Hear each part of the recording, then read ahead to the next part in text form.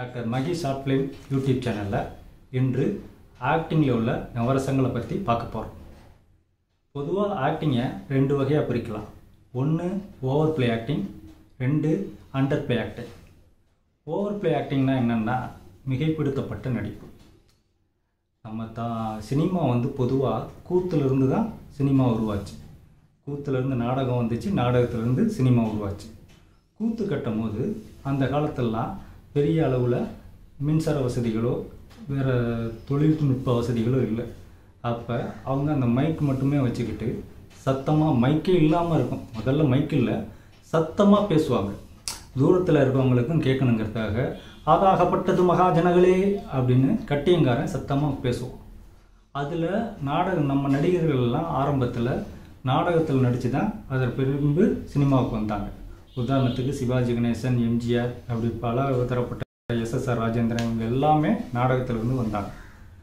அப்படி நாடகத்திலேருந்து வரும்போது கத்தி பேசக்கூடிய சூழலில் இருந்ததுனால அவங்க கொஞ்சம், இப்போ சிவாஜி கணேசன் கொஞ்சம் மிகைப்படுத்தப்பட்ட நடிப்பு நடிக்கிறதா ஒரு சாரர் கூறுவாங்க.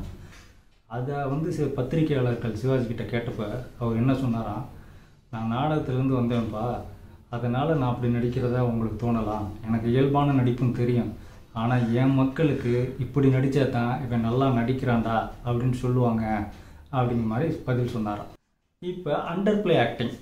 அண்டர் ப்ளே ஆக்டிங்னா இயல்பான நடிப்பு, மிகை இல்லாமல் ரொம்ப யதார்த்தமாக ஒரு சூழல் நடந்துச்சுன்னா அந்த சூழலுக்கு அந்த கதாபாத்திரம் எப்படி ரியாக்ட் பண்ணுமோ அதுதான் அண்டர் ப்ளே ஆக்டிங், சட்டில்டு ஆக்டிங்னு சொல்லுவாங்க. இதை இன்றைக்கி நிறைய தியேட்டர் ஆர்டிஸ்ட் ஃபாலோ பண்ணுறாங்க. பெங்காலி சினிமாவில் அதிகமாக இது ஃபாலோ பண்ணுறாங்க. மலையாள சினிமாவில் மம்புட்டி, மோகன்லால், இவங்க எல்லாம் மேக்சிமம் இந்த சட்டில்டு ஆக்டிங், அண்டர் ப்ளே ஆக்டிங், இயல்பான நடிப்பை ஃபாலோ பண்ணுறாங்க. இப்போ ஒரு நடிகன் பொதுவாக ஓவர் ஆக்டிங்கும் பண்ணணும், அண்டர் ப்ளேவும் பண்ணணும். சில நேரங்களில் மிகைப்படுத்தப்பட்ட நடிப்பு தேவைப்படும், சில நேரங்களில் இயல்பான நடிப்பு தேவைப்படும். ஆனால் நடிகனுக்கு இந்த ரெண்டு நடிப்பும் தெரிஞ்சிருக்கணும். இப்போ நவரசம் அப்படின்னு ஒரு சொல்ல நம்ம கேள்விப்பட்டிருப்போம். நவரச நாயகன், நவரச திலகம், நவரச நாயகி அப்படின்னு. இந்த நவரசம்னா என்ன அப்படிங்கிறத பற்றி இப்போ பார்ப்போம்.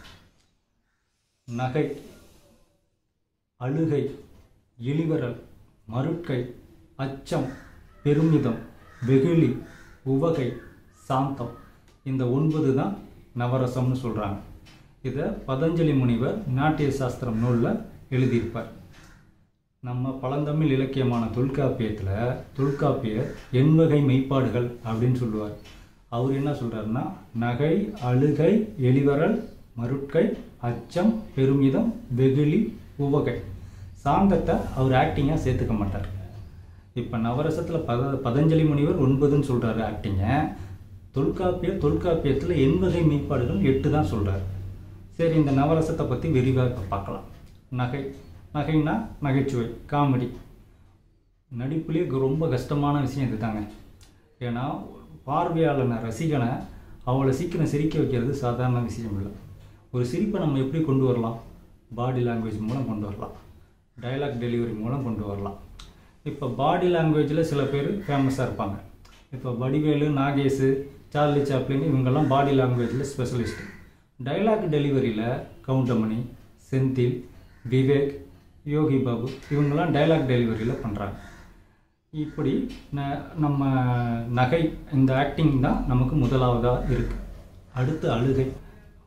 இப்போது நகைச்சுவை எப்படி கஷ்டமான விஷயமா சொன்னோமோ அதே மாதிரி அழுகையை இப்போ ஒரு உதாரணத்துக்கு அப்பா அம்மா இறந்து கிடக்காங்க, அழுன்னு சொன்னால் டக்குன்னு ஆன் தி ஸ்பாட்டில் பிறவி கலைஞன்னு அழுதுருவான். இப்போ புதுசாக வரவனால அழுவ முடியாது. அப்போ என்ன பண்ணுவாங்கன்னா, அவங்களுக்கு கிளீசரின் கண்ணில் போடுவாங்க.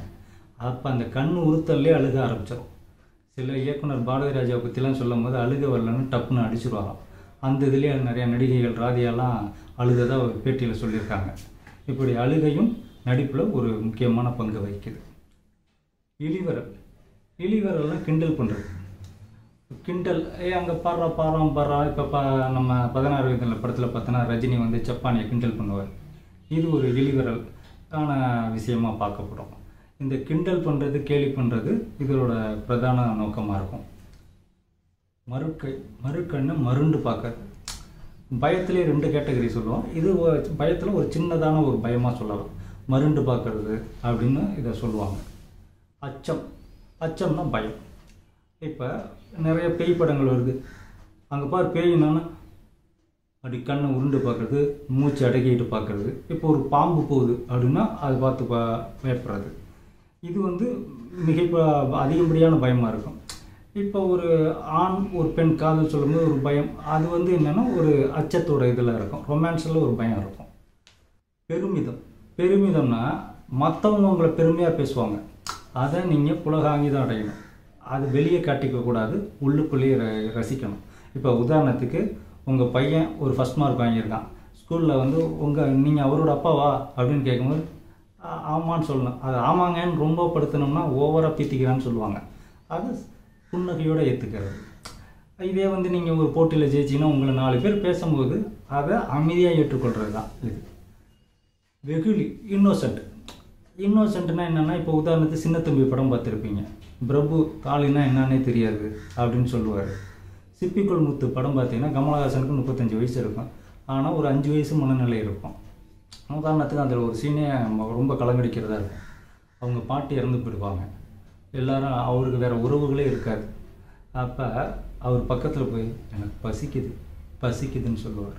அப்போ அந்த 5 வயசு மனநிலையில் அவர் இருப்பார். இதுதான் வெகுளி. வெகுளியாக இப்போ தெய்வ திருமகளில் விக்ரம் பண்ணியிருப்பார், குழந்தை மனநிலையில் நடிச்சிருப்பாங்க. இந்த மாதிரி கதாபாத்திரங்கள் நடிக்கும் போது ஆடியன்ஸ்கிட்ட ஈஸியாக நம்ம கனெக்ட் ஆக முடியும். உவகைனா என்னென்னா, உங்களுக்கு ஒரு மகிழ்ச்சியை வந்து மிகப்பெரிய லெவலில் வெளிக்காட்டுறது தான் உவகை. சாந்தம், சாந்தம்னா அமைதியாக இருக்கிறது. அமைதியாக இருக்கிறது ஒரு நடிப்பான்னு நீங்கள் கேட்கலாம். உலகத்திலே ரொம்ப கஷ்டமான விஷயம் அமைதியாக இருக்கிறதா. இப்போ நீங்கள் புத்தரை பார்க்கலாம், புத்தர் மாதிரி நம்மளால் ஒரு 5 நிமிஷம் இருக்க முடியாது. மோனாலிசா ஓவியம் பார்த்துருப்பீங்க, அது மாதிரி நம்மளால் இருக்க முடியாது. இப்போ யோகாவே நிறைய பேர் பண்ணுறவங்களாலாம் சொல்லுவாங்க, இந்த சாந்தம் ஆக்டிங் எதுக்கு நமக்கு பயன்படும்னா, ஒரு சபமாக நடிக்கும் போது நம்ம உடம்புல ஈக்கெல்லாம் முக்கியம், எறும்பு கடிக்கும், ஆனால் நம்ம கண் அசைக்காமல் உடம்பு அசைக்காமல் இருக்கணும். அது ரொம்ப கஷ்டமான விஷயம். இப்போ பிதாமகன் படம் பார்த்திங்கன்னா சூர்யா வந்து டெட் பாடியாக கிடப்பார். அப்போ அவர் உடம்புலாம் ஈ முக்கியம். ஒரு நாய் வந்து மூந்து பார்க்க வரும். அப்போ அவர் அப்படியே கிடக்கிறதுக்கு அவர் யோகா பயிற்சி எடுத்ததுனால தான் என்னால் முடிஞ்சிச்சுன்னாரு. மூச்சு அடக்கணும் அதுக்கு. இப்போ சேது படம் பார்த்திங்கன்னா அந்த ஹீரோயின் கிளைமேக்ஸில் இறந்து கிடப்பாங்க. அப்போ ஒரு பெரிய கூட்டம் அழுதுகிட்டு இருக்கும், ஹீரோ அங்கேருந்து ஓடி வந்து பார்த்து ஃபீல் பண்ணுவார்.